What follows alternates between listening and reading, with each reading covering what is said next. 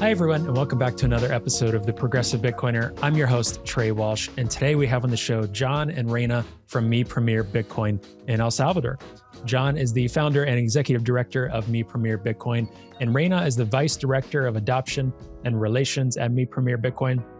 And Me Premier Bitcoin, my first Bitcoin, is built around a core concept that independent, impartial, community-led Bitcoin education will change the world. And that's exactly what they're doing and what we talked about in this episode. Bitcoin adoption in El Salvador, teaching and educating about Bitcoin to youth and young adults, doing really, really great work to promote Bitcoin. And really, we talked about in this episode that Bitcoin is hope. This isn't just about Bitcoin. It's about transforming lives and giving people hope and real purpose and meaning in their life, and something they can get excited about, and agency in their life. So really encourage you all to dig into this episode, share this episode, learn more about Me Premier Bitcoin, donate sats to them, get involved, reach out. I know they would love to hear from you. And I want to thank John and Reyna for coming on the show and having such a fun conversation and connecting with them. And we'll definitely continue to do more episodes about Me Premier Bitcoin and similar organizations around the world, because that's really what we believe in through the Progressive Bitcoiner, is highlighting these awesome stories of Bitcoin adoption for those that need it most. And that's exactly what Me Premier Bitcoin is. So again, as always, if you have any feedback on this conversation, you can always reach out to me at hello@progressivebitcoiner.com. Be sure to check out our awesome sponsor links from Bitbox and SAS Mining in the show notes to take advantage of those. And again, through our Substack that I've mentioned here before, you can get our free weekly newsletter by going to progressivebitcoiner.substack.com. All right, I will let you all get to the episode now, and we will see you again next week.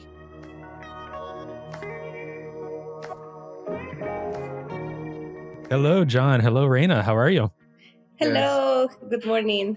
I'm good. Welcome, Me Premier Bitcoin, to the Progressive Bitcoiner podcast. So excited to have this conversation and to have you both on the podcast and talking about Me Premier Bitcoin, Bitcoin in El Salvador, all these really great things. And so a lot of people listening will know maybe who you are, know about Me Premier Bitcoin, but a lot won't as well. So why don't we start off with introductions? Reyna, why don't we start with you? Yes, of course. Hi, good morning. Thank you for having us. Well, my name is Reyna, and I work as a teacher lead and also part of the board of directors of Mi Primer Bitcoin El Salvador. As many of you, well, probably, like you said, they haven't heard about us. We're based in El Salvador. We are a nonprofit organization that is based on, the main objective is to teach Bitcoin and educate people about Bitcoin independently, impartial, and so far it's been for free. And I joined the team. The organization started in late 2021, right after the law came into effect.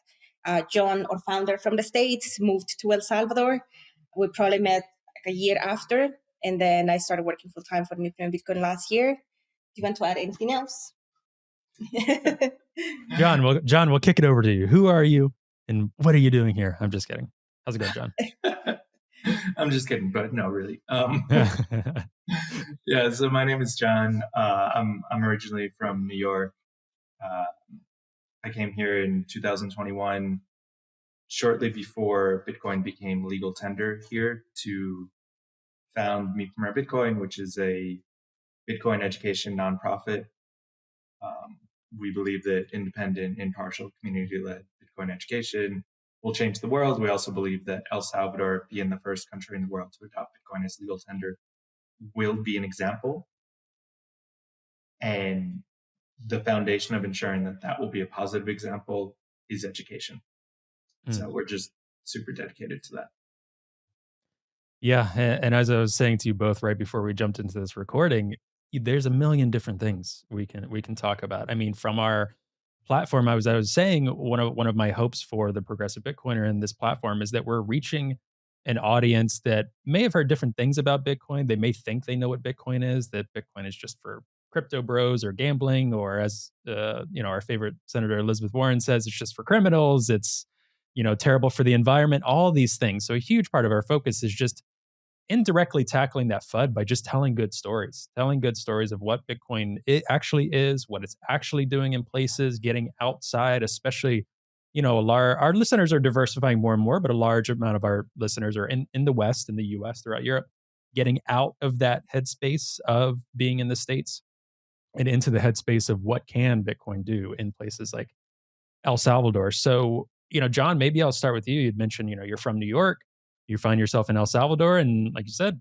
starting and founding Me Premier Bitcoin with a whole, huge team of people with you. So, what was the reason for doing that? What made you want to go down this rabbit hole of yes, of Bitcoin, but of Me Premier Bitcoin? Yeah, well, a few things. I'll try to keep this short. This could be one of those like very long answers. I think the world is broken, and I think that is more obvious every year. For me, the pandemic, being in New York and kind of being trapped in New York during that, really opened up my eyes to a lot of things. And for me, the root of it is that individuals have lost agency in their own lives, right? Like we've lost the ability to think critically. And like, I'm not saying that people should think X or Y, right? That's actually the problem, is Mhm. saying people should think X or Y, Yeah. rather than people should come to their own conclusions. So I think that's the core, that's the root of the problem. So the solution, I believe, is Bitcoin, right? Bitcoin changes the incentive structure. It incentivizes us to think critically, to think for ourselves. It gives us sovereignty. It gives us agency in our own lives. Um, and then simultaneous to having, coming to these conclusions on long walks in an abandoned city, then shortly after that, then El Salvador announced that they were making Bitcoin legal tender. So it just seemed like a great place and a great time to to put this into action, right? To try to apply this theory to the real world, that independent, impartial, community-led Bitcoin education could be a tool for empowerment at mass scale. So Mhm. that's our objective, and it's like we have very grand ambitions.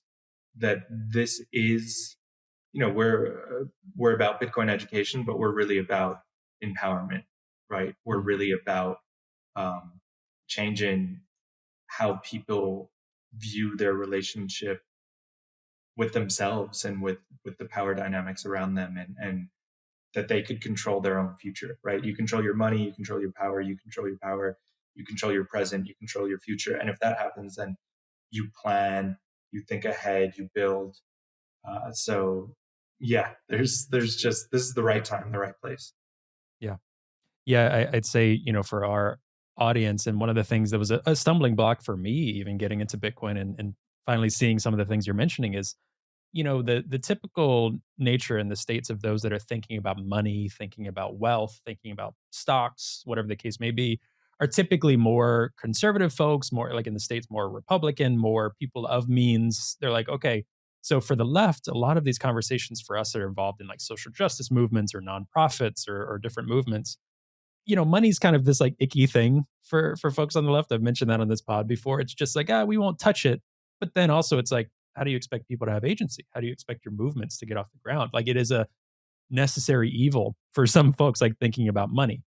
Then once you explore Bitcoin, it being, in my opinion, the best form of money and all of these host of other things, it is this, you mentioned just empowerment and agency is a huge thing. So getting away from get rich, like, yes, people will, but also like empowerment and agency from what you're saying is the reason for what you're doing. Yeah, and I think people confuse money with other things, right? Like the Mhm. fiat system has a broken incentive structure. So I Sure. would say that money isn't bad. The incentive structure of the fiat money system is what's bad, right? And people conflate the two. Yeah. And Bitcoin is a totally different system. It's still money, but it's like, imagine we had good money. How Mhm. what the secondary effects to that would be. Yeah. Without those broken incentive structure. That's right. Yeah. Reina, for you, being Salvadorian, coming into this, what made you want to join with John and others with Me Premier Bitcoin? Like, what is it for you, whether it was the start of your own Bitcoin journey that you were hearing or seeing that made you want to be a part of what I would consider a movement, an empowerment movement all of these things, as well as this, nonprofit. What made you want to join here? Yes, thank you. Well, good question. I think it was more. So I, like everybody else, my own Bitcoin stories that started from my brother. He told me a little bit about, this new technology, et cetera, et cetera. Late 2020, then we heard the rumors about the law in El Salvador, and we were like, okay, maybe we should investigate a little bit more about this because it's something that's coming and it's going to be real. And we were really, really shocked. I was shocked that that was something that was in the plans for the government. Even when I've heard at the beginning, I thought it was something that maybe was not going to happen within the next, I don't know, 2, 3, 4 years, and it happened within months. Yeah. So after that, I started, watching a lot of YouTube and see what I could find. Somehow, I also came across with a YouTuber with a larger audience that he was here and checking how this new law was. And I saw John, and when they were starting to do meetups, which it was like 5 people probably. We have like 200 people at our meetups now, but back then it was like 5 people that heard about it, and I'm like, maybe I should just see what it was, like what the community here is going to become. And I met some of the team, and they told me what it was. So they had free classes. I like, maybe I can learn something. At that point, I already knew based. I'm glad that I ran into Andreas Antonopoulos and all the crypto stuff when I wanted to learn about Bitcoin. So I joined volunteer. By then, they already have the first, Bitcoin diploma class that happened here middle of 2022. And then earlier last year, I went to graduations, and, volunteer really is just like dedicating your time. I'm a little bit of, like your own expenses to go and pay for the teachers, for the students' SATs and things like that. And I really liked it. By that time, I was, doing good in my job. I liked what I did. But I was feeling like there had to be something in this world that you can do and love at the same time, like you make a living out of it, but then you also feel so connected. And it was just one of these epiphanies that you have in life, right? Like I was already 30, so I was like, maybe let's just find something that is just not chasing the money. And that's when Bitcoin came along. I had the opportunity to live in Guatemala for 5 years previous to 2020. So when John, I think the people at Lago Bitcoin reached out to John they wanted a teacher from Mi Primer Bitcoin. For some reason, they wanted to be a female. And they asked me, would you like to go? So I was like, oh my God, yes, of course. Guatemala for me is like a second home. So I went, and that definitely changed even more, its perspective was having students that knew zero. Because in El Salvador, probably I would say fairly more than 80% of the population didn't know about Bitcoin until the government brought it up. I was like, what is this? A few people are already probably into the tech spaces, and we'd had discussions, but other than that, nobody. So let alone going to Guatemala to these very Mayan communities at the lake, Atitlan, even less. What they knew, it was the same. Like, oh, is it that something in El Salvador? And because they like the president, what he's doing here, then that's why they were a little bit open about it. So I was supposed to be there for 10 weeks, and I ended up staying 6 months. So it was really good. It was just inspiring for sure, teaching kids like children, super young, like 10, 12 years old, seeing how they are open to learning new things they didn't see. I think the hardest part to teaching adults normally is just the prejudice that we have. And like John said, all these incentives that we have already about money. So it's hard. And then the kids are like little sponges. If you talk them, and you teach them about inflation and stuff, they really get it like quickly because they don't have all of this, I don't know, contamination already in their little brains. So that's why after that was going to be just a project probably for me, teaching for me Bitcoin in Guatemala and still doing some of my own remote job. But then when I was already there, I was sure that I wanted to do something else. And then Adam, our operations manager, came in and, starting sort of rebuilding the organization to the operations levels. And I reached out to him also, like, we exchanged emails, like, I want to see what else I can do when I go back to El Salvador and not just going back, to the same and just, helping with meetups and stuff. So that's why it made me stay longer. And little by little, I quit all the other jobs that I had like, it was more a freelancing. So one client went first and then the other one, and then I was gone. so I could dedicate all the time and energy, because this requires time and energy. I think a lot of people don't realize how, especially when conferences are coming up, we are messaging each other at any time of the day, any day, like Mhm. 24/7, basically. And especially if we're in different time zones, but we love it. That's something that probably didn't realize, but my mom made a comment to me and she said, like, but you don't complain that much now, like we always normally Yeah. complain about our jobs. She's like, Hmm. I see that you're working a lot, but you just don't I see that you don't complain a lot. And I'm like, no, I love it. If we want to do something good in this world, it's never super easy. Like, Yeah. who said it's gonna be easy, right? So Yeah. probably that to me was, and the fact that, like John said, El Salvador is going to be an example. Let's just better try to make the best example possible. I see so many people here in oblivion still, not knowing. And I know that a lot of people is not ready to certain Hmm. conversations that comes after you get into the rabbit hole. But at Yeah. least for them to have some knowledge, at least to get 1%. I mean, just buy $5 in Bitcoin, something. I know it's gonna help you. Just know how to use it. So I'm glad, I'm so glad, and honestly proud to be part of that, like within here, because I think that they trust it a little bit more when it comes to a Salvadorian, maybe. Like if we are Hmm. local teachers, they're like, okay, so if you got it, I guess I can get it, right? And we are very open. Like, this is not an investment, this is not advice for you to get rich, this is just for you to learn. So Right. that's why. Short long story, that's why. Yeah, no, that's great. And I think I mean, you said several things in that made me think more, but one of them was I've heard this from a few Bitcoiners now. And again, I don't want to make Bitcoin sound like more of a, I don't know whether it's kind of a passion project, cult, right? These type of things. But the one thing Bitcoin does of those that get into it is you see the potential that it has in the world. Maybe you're seeing some real life practical solutions, but you also see the potential of the things that it can do in this world. And it gets you inspired if you're working on it or doing something in it. Even if you're working 24/7, you're not going to complain as much. Like it's really tapping into something that you're like, wow, this can radically improve and change our world or improve people's lives.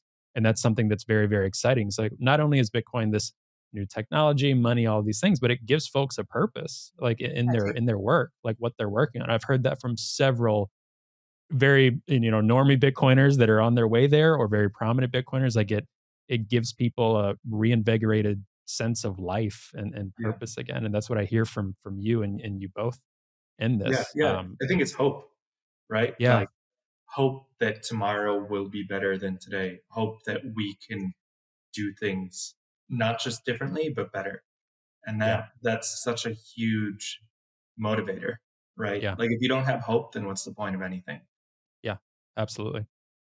Yeah. So, Reina, from just pulling on that thread more, you were teaching young students, and it's really funny to me, just as you're saying that, there's so many things that people would understand in their real normal world, like pre Bitcoin world, whatever, of like, yes, of course, if you're teaching and educating students, like as I was mentioning to you both, I'm in nonprofits as well. And one of the things that before my current role, I was running youth programs for like workforce development with inner city kids. So, working with young kids about their career opportunities that are outside of like being super in debt in a traditional college track, or actually on track to see what do you want to do, and starting young versus trying to do that with someone who's much older to change the trajectory of their life or change how they think about things. It is possible but harder. So people will say, oh yeah, understood. Now applying Bitcoin principles to young people, I think there's a disconnect. People are like, so what do you mean teaching kids? So like, and I try to step outside of my Bitcoin rabbit hole world. So for some folks, it might be like, what do you mean, like coding, like teaching kids about like Bitcoin? What is that? What does that mean or look like? Can you just break down for people maybe a little bit of what that looks like? Teaching young kids about Bitcoin. Yes, of course. So on Bitcoin Diploma, the one that it's already in over 20 countries and regions Yeah. to be Wow. taught, it basically is 50-50. If you go through the book, the first 5 chapters, 6 chapters is history about money, or monetary system, how it works, who controls it. And then Hmm. we get into Bitcoin, how does Bitcoin works, the consensus and all of that. So when we start the way, and I know it's tricky, we try to do it also interactively with activities and, to explain inflation, we do this little auction activity, which is more entertaining for them. Like if you do something that is not reading, then they are into it. Like they put more Hmm. attention to it. So that's how we start. And I think, and it's amazing how now teenagers, because I feel like that wasn't a worry that I had when I was a teenager, that, something like things were more expensive, but I can see on, 15, 16 years old now, because they hear it from their parents so often, that everything is getting more expensive, that, by the time they get older, they're not going to be able to afford a house, et cetera, et cetera. Say, for example, at the lake, the parents, like the community itself is based a lot into, the tourism. A lot of them have stores, for souvenirs and all of that. So tons of parents, that's what they do. Or they work at local banks. Mhm. So it was interesting how the kids get the story of, how we went from Barton to now the money that we use in fiats. Mhm. That's the first part for them to see, okay, there is a reason, because they were born already with smartphones, right? We didn't. Yeah. So they get, when we teach them about, or I talk to them about the video cassettes that we used to go to Blockbuster, they don't even believe it, because they were born with Netflix. But we go to this history pass and they're like, oh, Mm. okay, yeah, that makes sense. And they're at school, so they're like, okay, this is probably an extra class of history. Yeah. And we do that little activity of, trying to do Barton. And then after, when we get into Bitcoin and we talked about consensus, of course, it's not coding and stuff, but try to explain how consensus, environment and decentralized works. And Mhm. like, oh, okay, we explain how banks work, how the central bank works, what gives money its value, if we want to call it that way. So that's the basic, let's say, not even that basic, concepts that they get, that we try to teach them. So at least it's taking them from zero, right? Mhm. Eventually, of course, at the end of it, we get into, when we explain, like the hash and things like this, but broadly, and trying to just not get too technical, because we can see when they're getting lost. Yeah. But not all the time. If you explain the basics of Bitcoin, about what makes it, a good money, Mhm. then they understand. They understand that it's right. They use a lot of just card now. That is a little. I mean, it's less here, I think, more in Europe, but Mm. the cashless culture is getting more and more and more. So they're used to just use digitals and transfers Mhm. and stuff from their parents. So that's what we go with a Bitcoin diploma, and for them to think critically. What do you think this could mean, for the future, if you not even focus on about the price, but of course they ask about the price, and then they Sure. see like this 10-15 year gap, what is made for the Bitcoin. And especially for them to be able to transact, we send them sats, they send us back, they recover a wallet in their phones, and it's easy. So they're like, okay, so this is not super complicated. It's Mhm. basically to get them that step. So then I know Yeah. that as they grow older, we know that they're gonna keep, ranting and going into more videos and reading another book, and think also about their careers. One thing that happens, especially in rural areas in, I would say, Guatemala and El Salvador, is probably the same. If you ask a kid what you want to do when you're older, they really have no clue.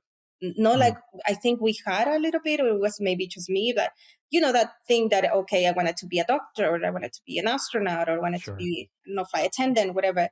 And they just think about what their parents are doing, and if that's making them money, and then like, okay, I guess I'm just gonna take care of, like the business, things like Mhm. that, like no dreams. And then Yeah. when I was teaching the kids already like 17, like maybe this was gonna be the last year of school, and we talked about all the possibilities that in Bitcoin, you don't have to be just a programmer. I also told them a little bit of my story. I was just a regular. I didn't even finish university. I Mm. tried two different careers. It didn't work out. We all come from different stages in life that we have to give up one of the things and keep working. And they relate with that. And they're like, okay, so you do this now. I'm like, yeah, just keep learning the language.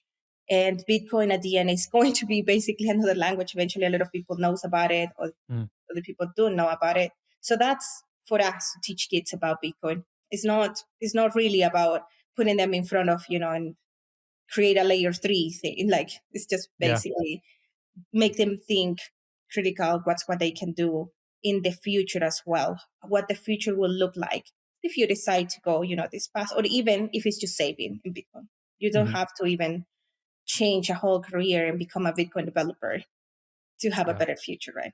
This episode of The Progressive Bitcoiner is brought to you by Zeus. Zeus is a self-custodial Bitcoin wallet for Android and iOS. The app features a built-in Lightning node that allows you to take full control of how you make payments on-chain and on Lightning. You can easily onboard to the Lightning network and let Zeus's Lightning service provider, Olympus, do all the heavy lifting for you. Or you can get more hands-on and curate your own Lightning channels with whoever you transact with most. Zeus has best-in-class privacy and allows you to have great peace of mind when sending and receiving Lightning payments. Not only does the Zeus team not want to know how you're using your money, but they're building things in a way that they can't know. There's also a first of its kind Lightning address that will allow you to receive payments 24/7 to your mobile wallet self-custodially. This is a great solution for a range of people. For those who just want to have the technical ability to set up their own infrastructure, to nomads and dissidents that need to accept donations on the move. Other Lightning wallets don't give the users this level of control. In fact, many of them operate more like bank accounts that can be revoked and ultimately lead to you losing your money. With Zeus, you're in full control of your private keys and therefore can start to take full control of your financial destiny.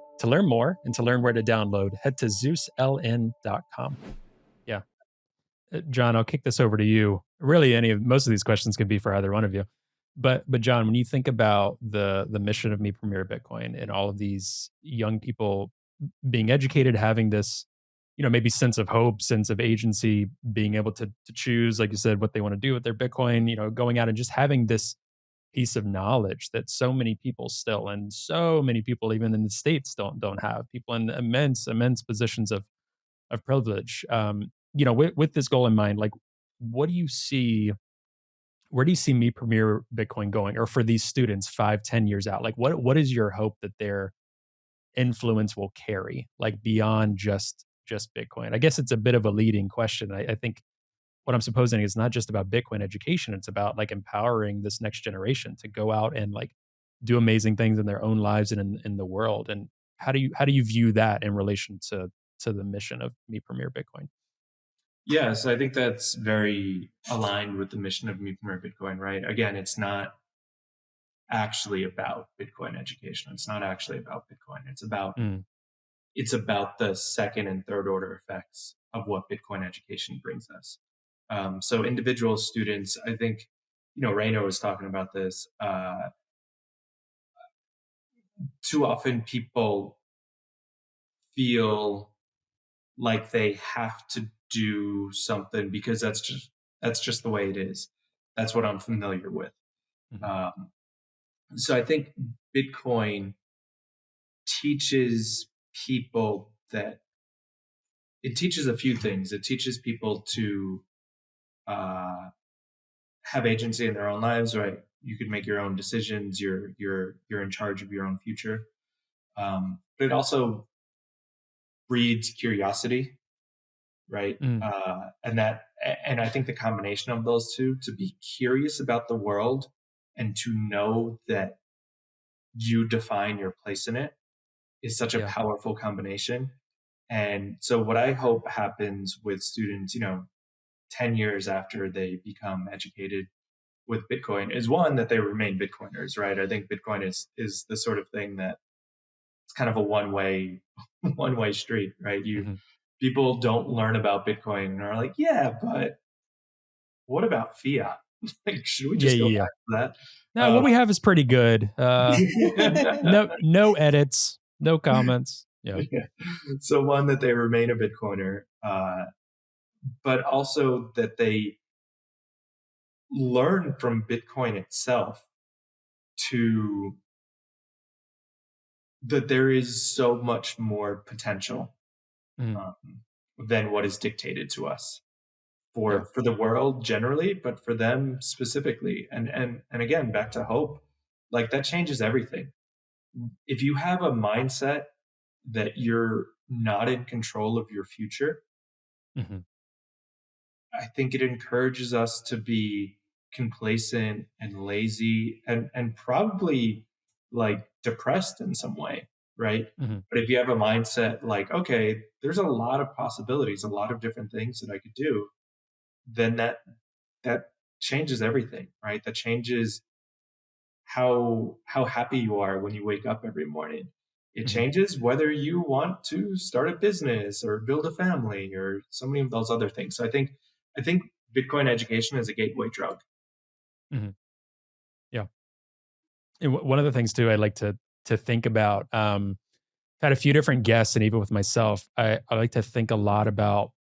I mean, and I think you both would be really great for this part of the conversation because I feel like a lot of people that are in the Bitcoin space, I get why, feel the need to really like protect Bitcoin, to really, only talk about it as if it is a perfect system that's inevitable, that nothing can get in its way, nothing can slow any adoption, all these things. And in some ways, I do believe it's inevitable. I think it's kind of a spectrum of that. There's things I think that can help and hurt the timeline of these type of things. So when thinking about Bitcoin for you both, what are some of the challenges I think that you think in El Salvador in the context of the work you're doing in terms of Bitcoin adoption? I think of Bitcoin as a two-way street as well. Like, I think folks need Bitcoin, but I think sometimes Bitcoin needs other folks. They need stories of what you all are doing. They need Salvadorians to use it. They need people need to be using Bitcoin for it to be a successful project, in my mind, regardless of how great the technology is. My personal opinion. So how do you hold that intention with the work you're doing? Like, what are some of the hurdles, and how do you view El Salvador needing Bitcoin, but Bitcoin needing El Salvador? Does that make sense? Yeah. Yes, it You does. You want to, yeah. So, well, if we want to talk, I think at the beginning here, when we want to talk about Bitcoin to someone, is that, and this is just my personal experience, they associate it a lot with the government, right? We had this class the other day Mhm.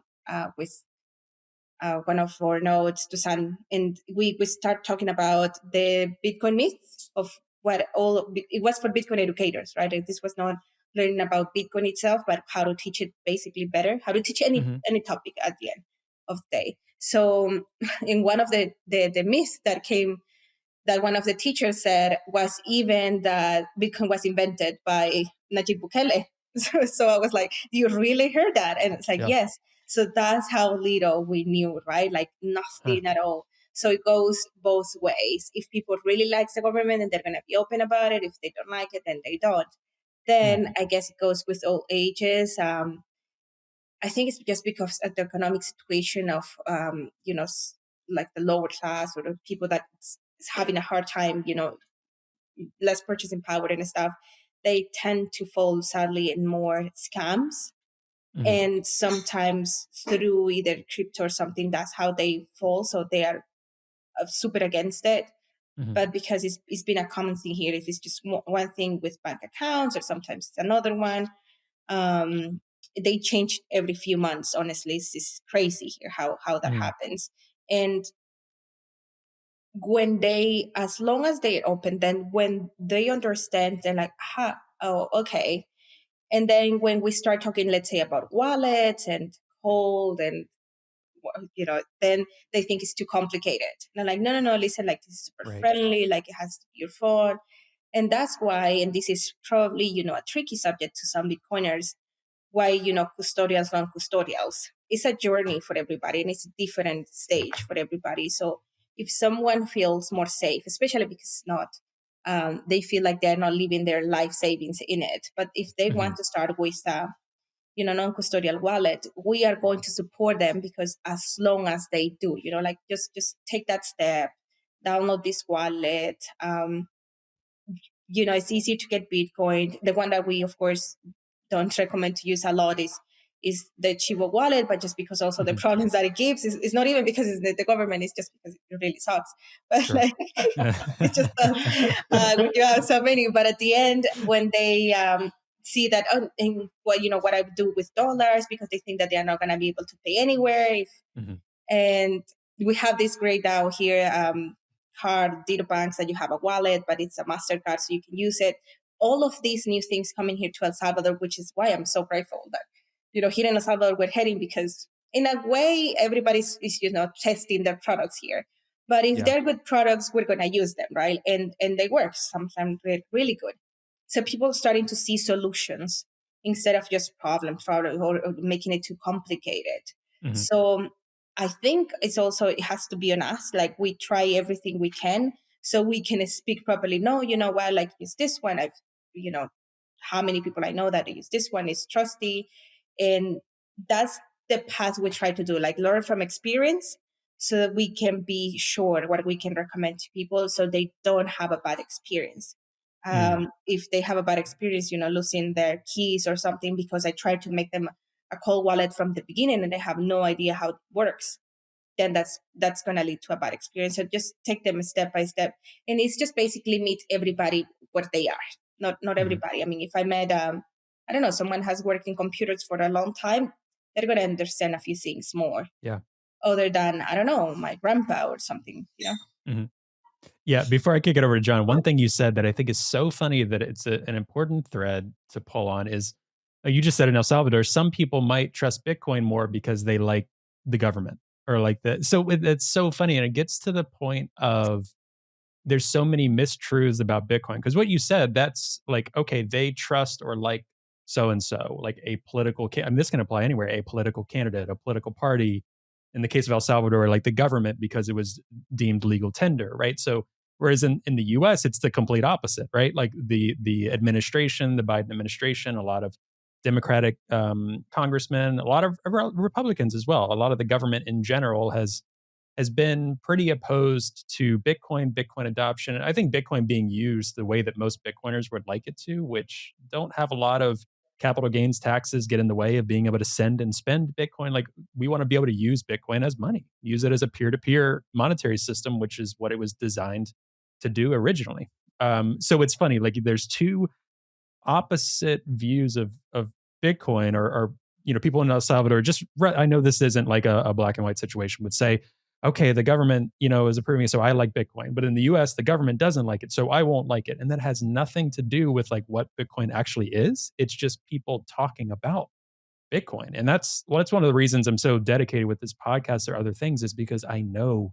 people get turned off from Bitcoin because someone they don't like is supporting Bitcoin or someone they do like said don't support Bitcoin, right? And I'm like, guys, can we just there's so much noise. Like let's look at what Bitcoin is and what it's doing. So I just thought that was really funny that you said that. And I hadn't heard the Bukele invented Bitcoin thing. That was like in the US there's a lot of like oh, the CIA invented it or the government invented it back in the 60s, right? Which, who knows? Maybe there's a 1% chance of that. So anyway, John, I'll kick it over to you. It was a super loaded question, but, just your thoughts on adoption and kind of the notion of like people needing to use Bitcoin, but also people needing Bitcoin. Right. So your question is how does Bitcoin need people, or can you just restate the? Yeah. I'd say, how does Bitcoin need people? Because a lot of Bitcoiners will say Bitcoin is inevitable, right? So how does Bitcoin need people? Like maybe in the context of El Salvador with what you all are doing, and how and why do people need Bitcoin? And then what are some hurdles that you all are facing with Bitcoin adoption? Right. So I think that maybe we'll disagree about this, but I do think that Bitcoin is inevitable. I don't think that it is inevitably good, though. I think that a generation from now, the adoption of Bitcoin will be quite spectacular, quite wide. I'm not sure how, though. Right? That's the part that Yeah. Is why Me Premier Bitcoin exists, is to make sure that the how is a good how, and the why is a good why, because Bitcoin's going to change the world. And this is where Bitcoin needs us. Bitcoin will change the world. It's going to do that all on its own. It needs us because we need to have our own input into it. Like the beauty of Bitcoin is that we do have a say. We do have a voice. We can put our thumb on the scale of this. It could be molded, right? I don't think the greatest fear should be that Bitcoin doesn't succeed and succeed be an adoption. Sure. I think the greatest fear is that Bitcoin is co-opted. Yeah. And that's why Bitcoin needs us and not Jamie Dimon, right? Because if there's not people that are ensuring that Bitcoin realizes the potential of empowerment, the potential of people controlling their money, of people controlling their life, of just being a better money, right? Like forget all the philosophical stuff, just being a better money.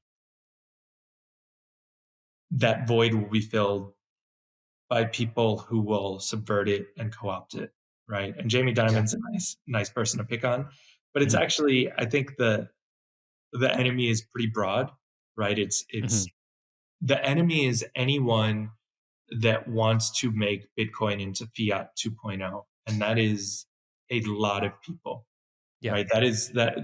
That those people are probably laggards, right? They're not like early adopters, but they're Hmm. starting to come in now, Yeah. right? And that's the incentive structure that they want to introduce to Bitcoin to subvert it, to make it similar to the world that they come from, is the real worry that I have. Yeah. Yeah. I would share that worry. And I think that's reframing the question in an even better way. And I just had a recent guest. I mean, at this point, it'll be a few weeks since that, but Ahmed Gutnash, which he's the executive director of the Kawakabi Foundation, which focuses on human rights in the Middle East, and promoting Bitcoin as a tool for people fleeing, for political persecution. And one of the things he said, not verbatim, was, basically we have so much focus now on like ETFs on Wall Street and so much focus on Bitcoin for large financial institutions that his worry is that we're losing the focus of what Bitcoin is really here to do.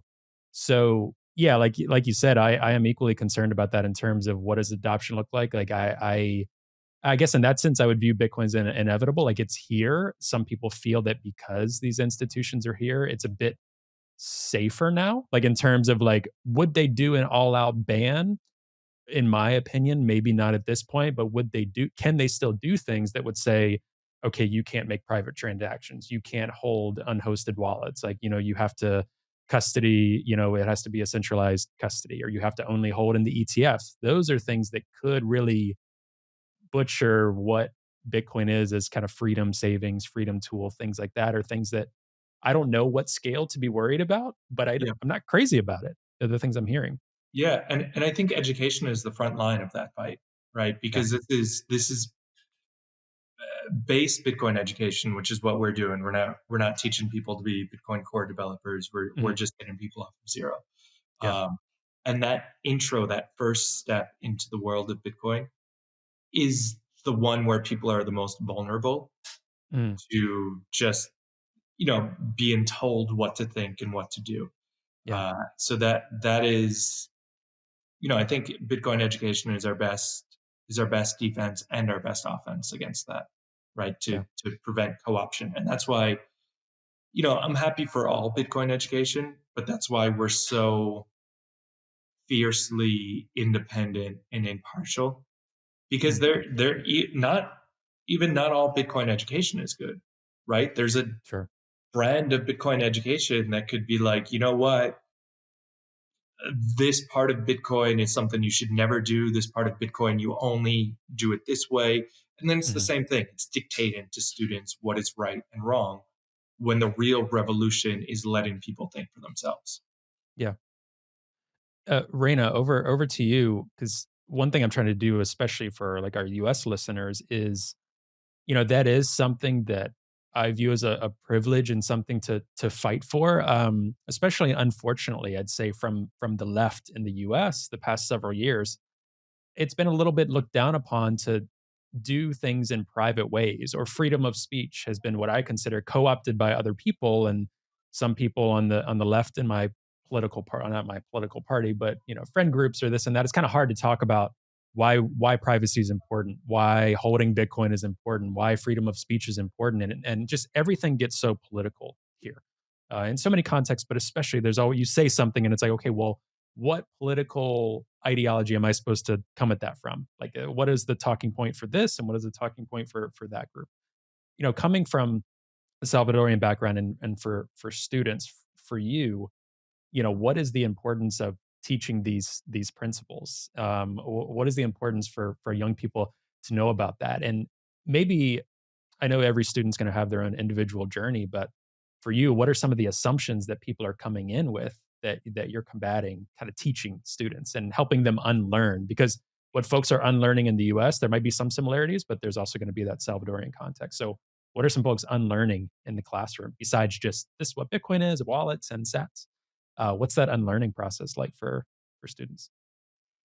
Well, I think it's an unlearning. Even every time we teach a class, there is something new that we all learn with the students about, Mm, and I'm talking about around when we want to talk about money, there has been this big taboo over time, like we don't even share with our family members or friends how mm, much we make because I don't know, there is this thing. So then when we come to the class and then try to teach about money, people is like, what? It's like if you're talking about something that we shouldn't talk, like when mm, there is these sayings like at family dinners, you shouldn't talk about politics or money. And so mm, it's something that is super, super engraved in the brains because we hear it from our parents, we hear it from their parents. So then I will say, and this is probably like middle age already, not super young, but like 15, 16 and mm, adults. Um, it comes to why do we have to talk about this, like why is it important, and they feel like they're stepping into their privacy. And then also because we definitely sadly we do believe that banks are here to save us, right? Like it's like, yeah, no, just save your money in the bank and then you're mm, gonna be fine. And we're not. We don't have big histories here of banks and like running out of money or anything. There are a few stories in Guatemala already where they closed down, and so big mm, economic crisis happened. So I will say with the students here, the part that is tricky is having a more critical thought about what we can discuss and not discuss to begin mm, with. Like why should we and shouldn't we talk about subjects that are so important for our lives and the society in general, and come to the conclusion and having these discussions like questions about what is money, what it isn't, why do you think it's important, do you think it's going to be here for the long term, and see if all the ideas and things that we exchange during these discussions, that's how we start a class normally, not like here watch this board and we're going to talk about this. Is mm, if probably it will be even better to have this collaboration of what have helped you, what have helped me, even at our own level, to do our own financial like charts or something, like trying to make the better out of the time and energy that we spend trying to earn a living and trying to earn money.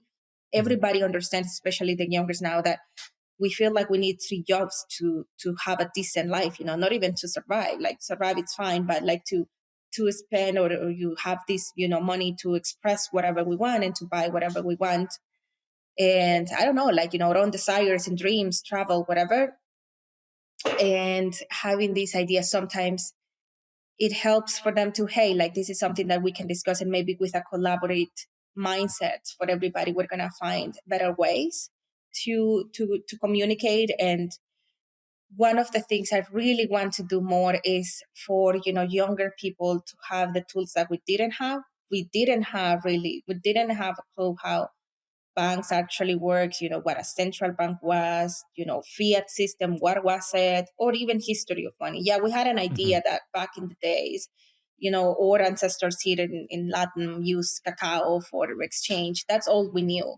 mm, But there are certain points in life that you really feel a little bit hopeless in a way, like making this, but next year this is not going to be enough. And it seems that I've reached the level that I can make in this company for salary. So how mm, am I going to achieve certain dream? So for them to have, an ideal, or at least, like you said, I think that's what it comes down to, hope. mm, I think your perspective changes, and also your incentive to do well, to not be lazy. And that's more in a personal way, my motivation for everybody. And then because yeah, we invest in the kids, yes, because they're the future, but we are adults and we still can make a switch in life. And yeah, of course, maybe you cannot switch your whole career out of it. I mean, you worked in a, I don't know, in a company for 20, 25 years, but when you learn something new and start to, store your money, and a money that doesn't lose purchasing value, it mm, also gives you a little bit of, like a breather. You don't feel yeah. like your retirement is not going to be enough, and you don't have to break the bank to save in Bitcoin, for example, right? You just need to be a little bit more conscious. We live in a system that is definitely we think that these big dreams and stuff are just for other people, for Hmm. privileged people. So why wouldn't we wouldn't have a little bit of, hope, that hope. And also that it's not just consumerism. I think that's what happens also with the incentives, with the fiat money. We Hmm. know that, the dollar I have today is not going to be worth the same tomorrow to buy, so I better just spend it today. Just better spend it now instead of waiting to save and buy, buy a bike or something. So that I will say is what it comes here, like in my personal experience in El Salvador, to little by little us have the critical thinking and open mindset, that Hmm. not all conversations that being told that we shouldn't have should remain that way. We can have these difficult conversations to confront ourselves, and in this case, the system, right, that we live in, that we have to live in. Hi, everyone. Hope you're enjoying the episode. Today's episode is brought to you by Bitbox. Now, Bitbox is a hardware wallet that's open source, incredibly secure and easy to use, and it's what I'm using to safely secure my Bitcoin in cold storage. Now, I know self-custodying Bitcoin can really be intimidating, but Bitbox is designed for ease of use without compromising on security. It's USB-C compatible and allows you to easily back up and restore your private keys with a micro SD card, which is really cool. Now, you can purchase the Bitbox using the promo code TPB at the link found in the show notes for 5% off your purchase. And I really want to thank Bitbox for their support of the podcast, and I'm really excited about this new partnership. All right, I'll let you get back to the episode now. Now, Reyna, I have another question for you. I think maybe some of our listeners, I think a lot of our listeners have heard different, human rights stories and what Bitcoin is doing around the world. But for some listeners, and what's unfortunate, I think this is so much of what the US hears in terms of news from the global south, news from El Salvador. Like, it's a lot of, oftentimes from Latin America, it can be what we in the US hear are like bad stories, right? Just about, like, okay, gangs, about an opinion about this political leader, about, oh, people aren't able to pay for their food or this and that. We get a lot of negative stories in the US about places like El Salvador and about El Salvador specifically. So for you, what are some things that you've seen happening in your students' lives or happening, in El Salvador, kind of alongside Bitcoin or just the past few years, that are some positive things to say about your students' experiences they've had with Bitcoin? And especially for those saying, maybe our listeners or some other folks saying, okay, well, let's say a family doesn't have that much money. What are they going to do with Bitcoin? Like, how are they going to save? Like, how are they going to get food? Like, what is the point of talking about Bitcoin if, they're dealing with all these other things that we, this negative news cycle that people here in the US about places like El Salvador, unfortunately, because of our legacy media systems, which I'm sure John knows all about and can talk about as well. So for you, what are some of those positive stories, and why Bitcoin for your students? It's funny how a lot of the stories that I can, that come to my mind are not even about money, are more about purpose. we Mm, we found, I'm probably not making ton of more money than what I was doing before. I'm just living a life I think is more fulfilled. We mm, have one of the teachers, Jorge Luis, which is probably one of our favorite stories. He's like a minister on the east part of the country. He went to one of the free open enrollments to learn about Bitcoin, just to have more stuff to talk about against it, because he was so against Bitcoin. He wanted to know more uh, about, so he could have more arguments, right? And mm, he turned out to be one of our most passionate teachers nowadays. mm, He's and I think he's, because also that's why I believe in that I joined the Premier Bitcoin, because when you teach impartially and independently, then you are not dictating what people should believe. I mean, I think sometimes Bitcoin does feel like a religion because you want everybody to see, but not from bad ways, not from these extreme calls that if you don't believe in this is not going to do you any good. I'm sure that there is a lot of our students that learned about it. They have it in their minds now and probably are not going to do much with that information. We cannot change that. mm, But with younger ones, I think it's definitely the path of seeing more opportunities. And I see more opportunity. Say more opportunities because of what's going on in El Salvador, which is a good spot to be, right? Like, you don't have to move to the US or go illegally to see if in the future you're going to have a good job, especially in the mm, rural areas. And, especially now with all these projects about mining and stuff, they can work in their local areas. Um, and if they want to either become teachers as well, with us, there is so much potential in the future with all organizations and companies coming if they want to dedicate, or work in Bitcoin. And then as adults, I think it's also the same. If you don't feel like you want to, if you are going to change your life or turn around your life completely, maybe your kids, or I mean, I don't have kids and I still think about, the kids of the future. I think about JR. My favorite Bitcoiner lately is John's kid. Is how old is he? 6 months? Yeah, 6 months. 6 months. So He's already I using hot wallets and cold wallets exactly. and all that. Yeah, Yeah, I know Best exactly. student. Yeah. That student as the ones I were thinking. I think there is no greater good, and I see it on all our teachers, parents or not, to think that that we are leaving behind, like we are leaving, contributing to leave a better world Hmm. after us, even if Yeah. we become parents at some point or not. So that part, if when you get into that mindset as a society, we're all kinder, we're all more hopeful. So I think that's something that I'm proud that even on our hardest days with guns and everything, Salvadorians were always kind. Like I would see tourists and stuff. They're like, "Oh, everybody here is so nice." And I'm like, "Yes, we try to." Like in a way. And now I can see with so many expats coming here because of Bitcoin or not, but mostly because of Bitcoin, I see how we don't experience what other people from other countries experience in the West with Hmm. racism or anything. That's something that wasn't on our brain. So we're building a better example for society as well. So these kids that are growing up are gonna see that. And it's not everything just about Bitcoin, it's what it brings to your life as a way of living and hope for the future, whether that's making a fortune on Bitcoin or not, if that makes Hmm. sense. Yeah. John, you mentioned, coming from New York, moving to El Salvador post COVID. What are some things that El Salvador and Salvadorians have taught you about living, about approaching things in a different way? There's probably a lot of similarities, but a lot of differences as well, as Reina's saying.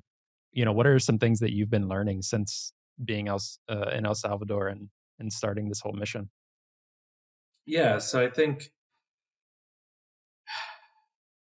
there's like a different value system, um, what people value here. And in New York, it's such a rat race, right? It's like Hmm.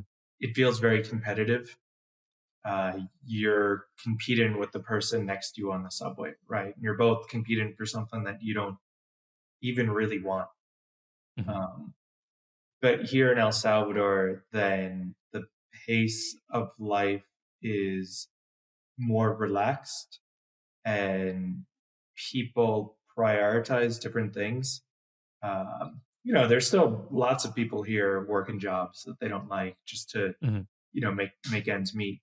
But it feels different than the US. People do that all the time in New York. Like there's no level that you reach where you stop doing that for most people. Hmm.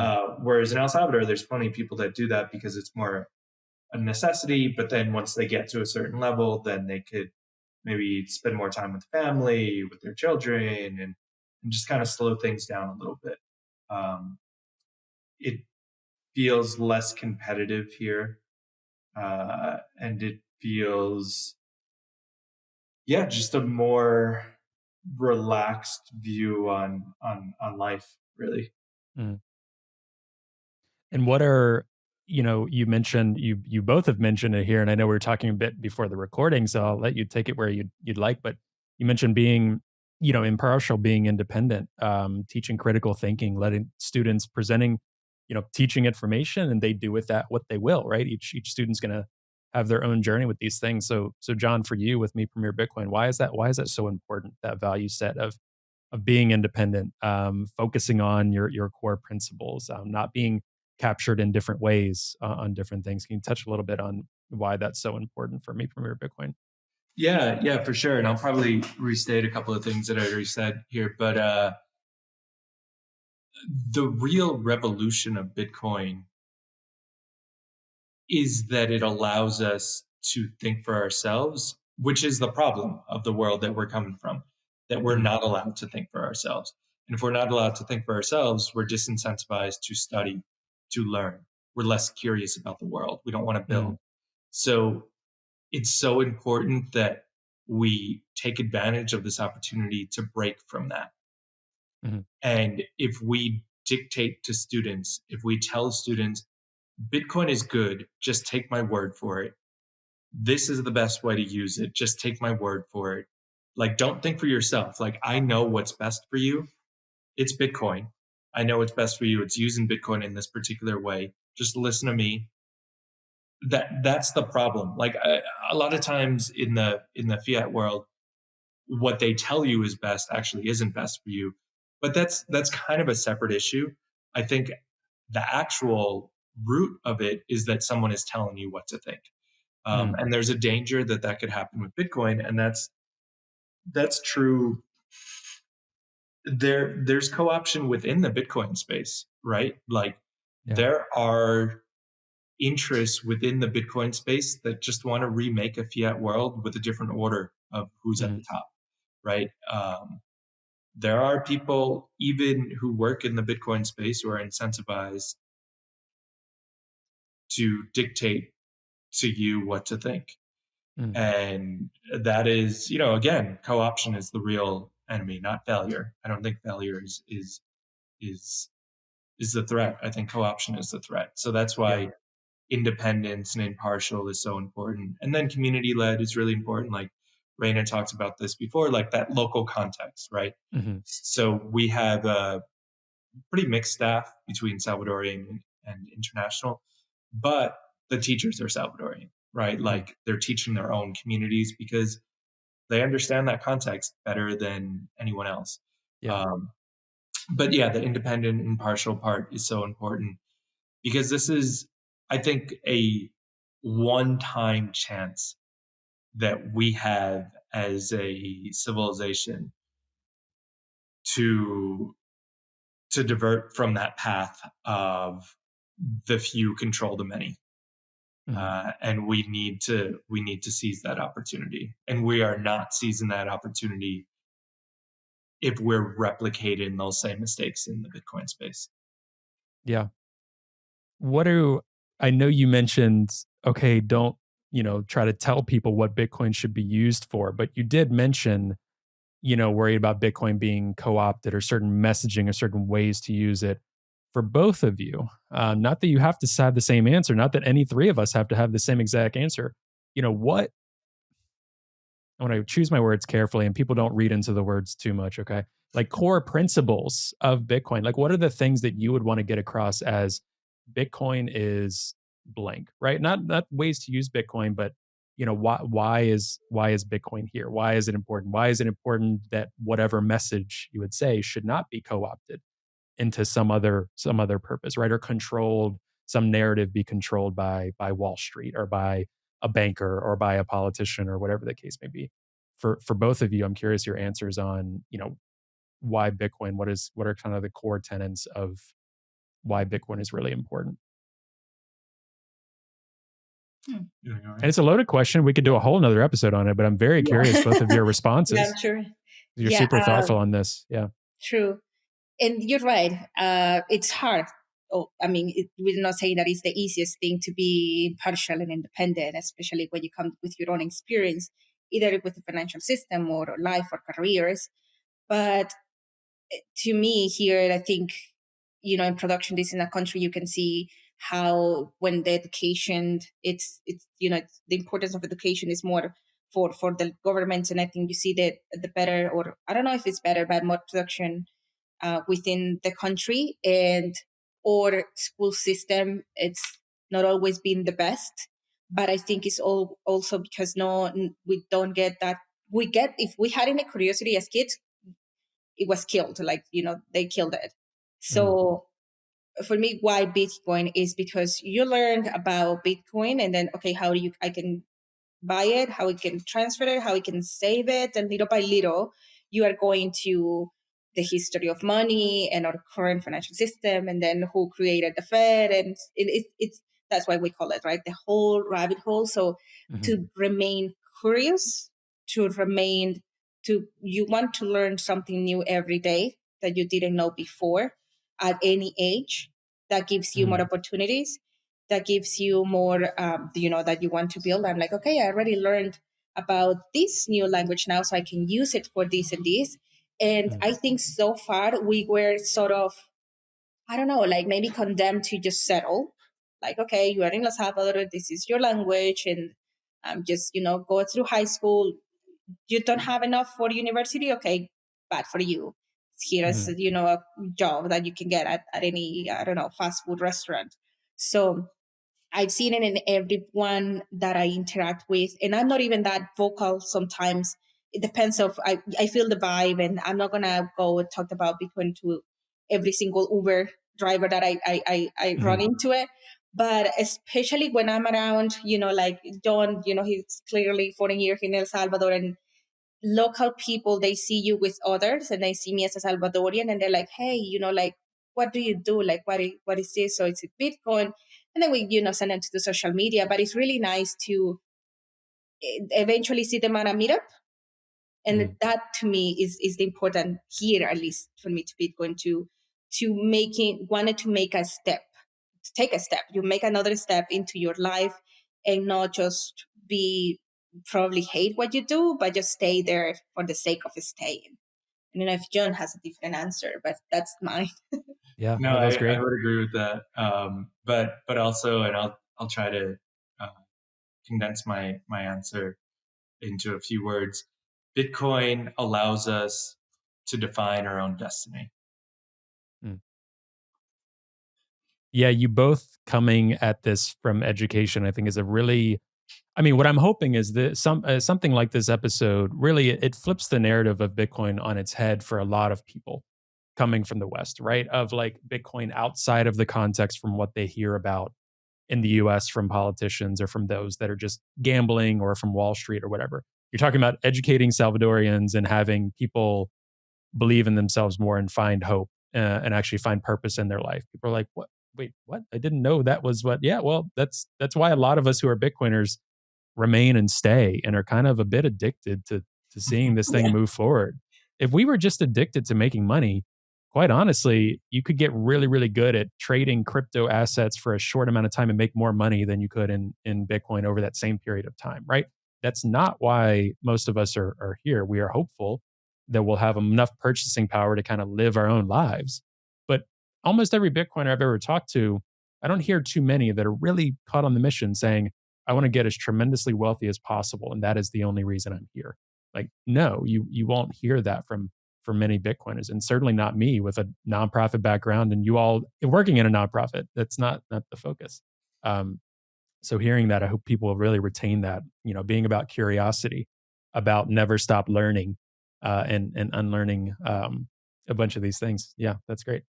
Now, in the last few minutes here, I want to make sure to talk more about Me Premier Bitcoin, specifically like what you all are focusing on for this year coming up. I mean, you all are super active on social media, on your website, on all of these things. I'll be sure to have that in the show notes for people to just learn more, like dig in. This is just a intro episode. We'll be sure to do more episodes with the folks over at Me Premier Bitcoin to get into some more nuanced conversations. But encourage folks to look more into Me Premier Bitcoin. There's a lot of content that we're not able to focus on in this short conversation, but over this next year or the next few months this year, what are some things that you all have coming up that you want people to learn more about and to know about? Do you want to You cover just said domestic and I'll do international? Yeah, go. Okay. Yeah. Oh, I'll go first. Go. Okay. So yeah, Reyna will cover the domestic part. I'll cover the international part. So we have a vision document, 3 simple steps to change the world. The first one is here in El Salvador. The second one is making the example of El Salvador easy to replicate. So that's what I'll talk about, the international part. We started last March, so less than a year ago, a node network, right? So we're always trying to learn from Bitcoin. Bitcoin is our teacher. And we thought, like, how can we grow and expand internationally and remain decentralized? And that's something that Bitcoin was able to do. So we try to learn from that, and we borrow some language, including nodes. So in March of last year, we started a node network for independent Bitcoin educators. So everything that we produce is open source. And when I say that, I don't just mean the Bitcoin diploma. I don't just mean courses. I mean just best practices, like how to fundraise, how to organize meetups, like how to hire, all those things we want to share with people. So we are ever improving and expanding on what is effectively like a toolkit to get started wherever you are in your own community, to do something similar. And we work with projects we work with 28 nodes in 22 countries now. And that is, the network is now, we launched it. We were the Genesis node.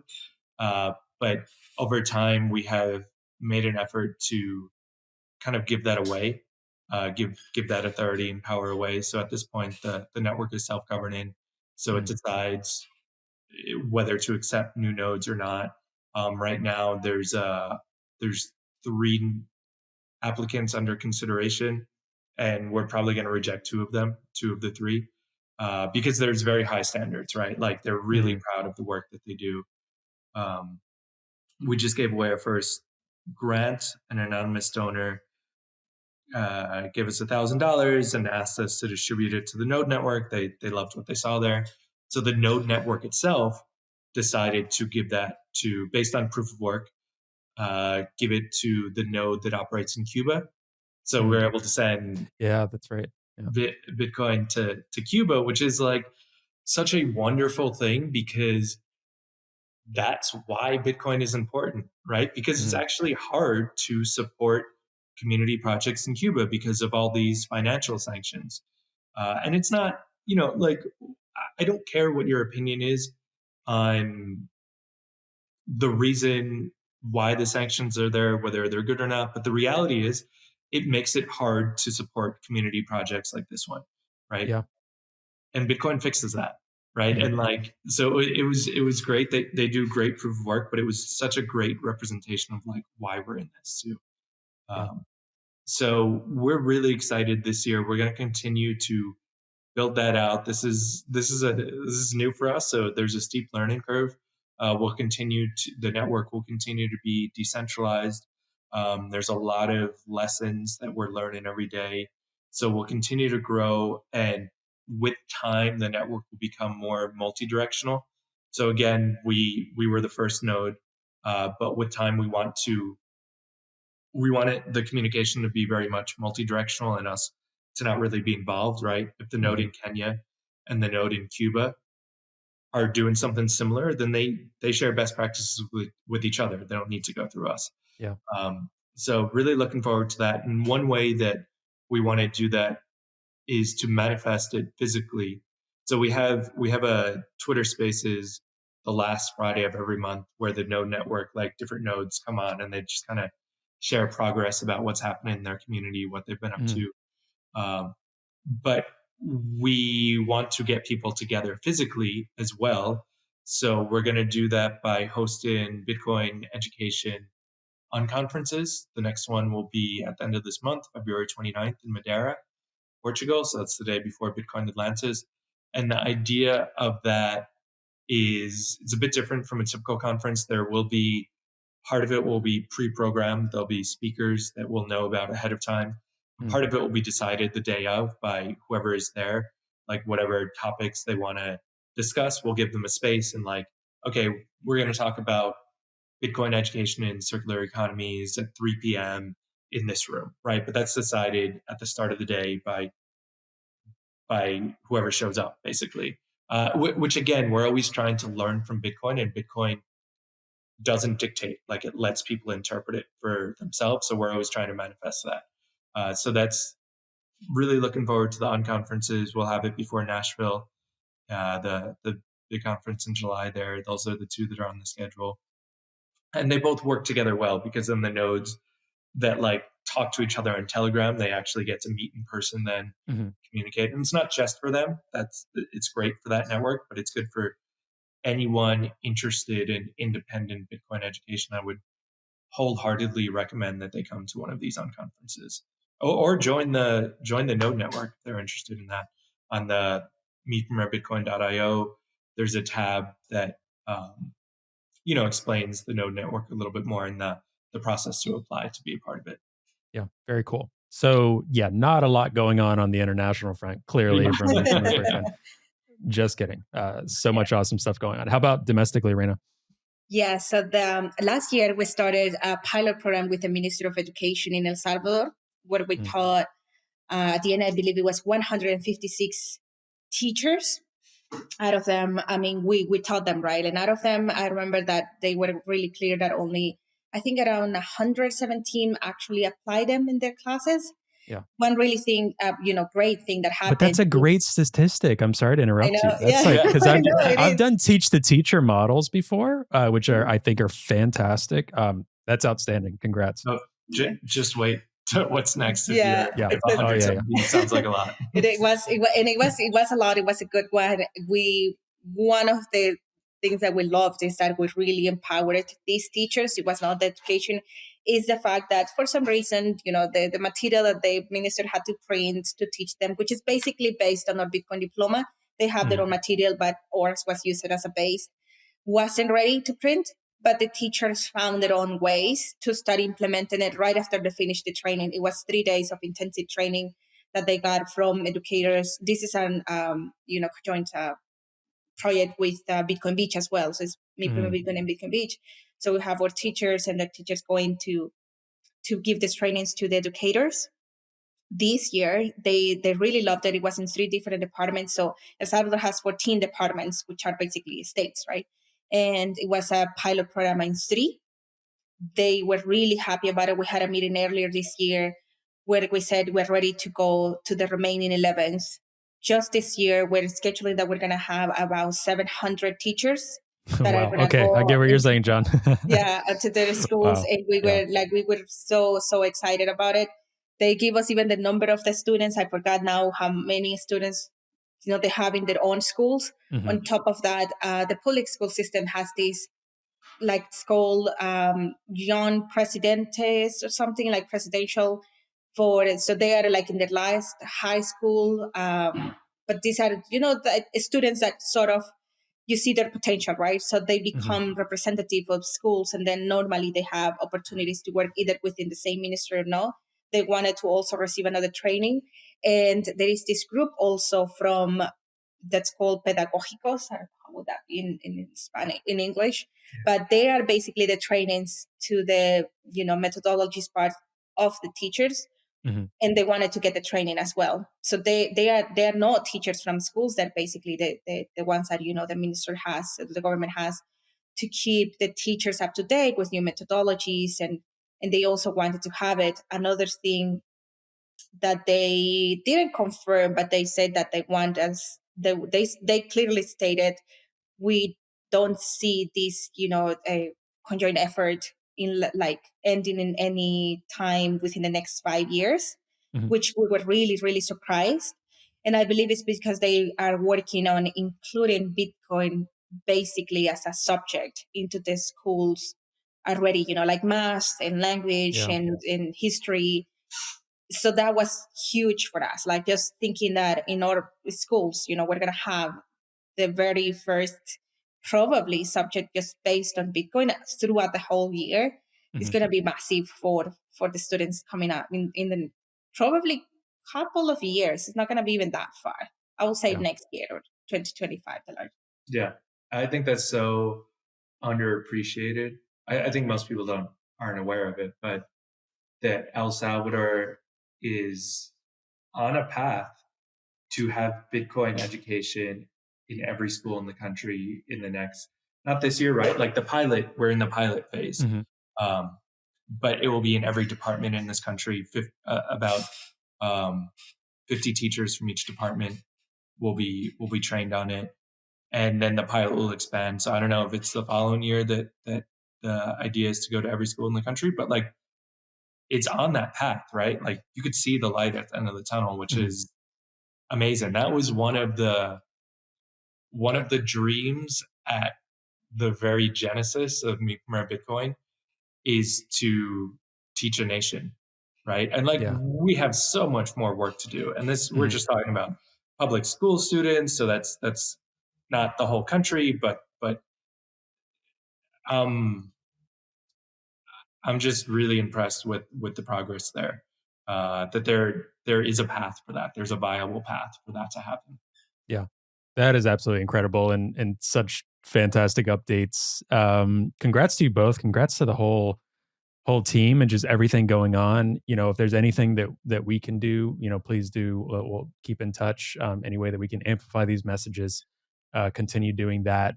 For those listening, what is the best way for folks maybe outside of El Salvador to support Me Premier Bitcoin? What are some of the best ways? Just should say they're listening to it. Maybe they have some sats or dollars to donate. Maybe they have a particular skill set. Whatever. Want to volunteer. What are some of the best ways for folks to get in touch and to help? Yeah. So I think to get in touch, like on social media, probably for the international audience, Twitter. So it's just my first Bitcoin _. And yeah, we're always looking for great people. We have a big mission, so lots of skill sets needed. So yeah, just reach out, DM us on Twitter if you can contribute your labor. If you can contribute your sats, then also the same website, you could donate there. Also on Geyser, we have an active campaign there. And that's actually where a good chunk of our funding comes from, is just from small individual donations. So yeah, that's super helpful. And if you can make it to El Salvador, then come say hi. Reyna and I right now are actually in a house that the project rents that is it's a literal house, and there are people that live here from the team. But it's also a school and an office. It's kind of like an all-purpose building where we have classes and stop by the house, say hi. Awesome. Thank you both so much. This was such a fun conversation. Is there anything, gosh, I mean, there's a ton of stuff we didn't talk about that we'll have to do this again to talk about, but anything else you wanted to convey to the audience, at all, those listening? What else? Maybe, well, the closest that we have right now, I don't know how many people is going to Bitcoin Atlantis in Madeira. You talked about it. Yeah, just join us. This is especially because I believe that you said this episode is going to be, so maybe we're going to be already over there.